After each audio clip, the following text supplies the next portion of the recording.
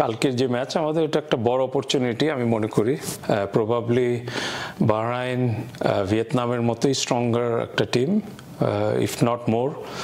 তো আমার মনে হয় যে আমাদের বড় সুযোগ যে আমাদের টিমের শক্তিমত্তা এবং টিমের কেমিস্ট্রি, টিমের কম্বিনেশন, এগুলি এই ম্যাচ দুটার মাধ্যমে আমরা তৈরি করতে চাচ্ছি। মোরসালিন সম্ভবত এই ম্যাচে খেলবে না, ওর একটু ইনজুরি ছিল আবাহনীর ম্যাচ থেকে, এফসি চ্যালেঞ্জ লিগের। তো তারপরেও যারা আছে অন্যান্যরা সবাই আছে। তো এখানে মেইন উদ্দেশ্যটা আমাদের থাকবে যে আমাদের টিমটার শক্তিটা প্রত্যেকটা ডিপার্টমেন্ট টেস্টেড হওয়ার চেষ্টাটা আমাদের থাকবে, যে যাতে ভালোভাবে টেস্টেড হই আমরা, এবং ওইটা হলে আমাদের আউটকাম বা লার্নিংসটা এটার থেকে নেওয়া, যেটা it will help us in the Asian cup qualifiers. তো ওই জিনিসটার উপরে আমরা এমফাসিস করছি মেইনলি। প্রথমত আমরা আমাদের টিমের সবাই সুস্থ আছে, এটাই সবচেয়ে বড় একটা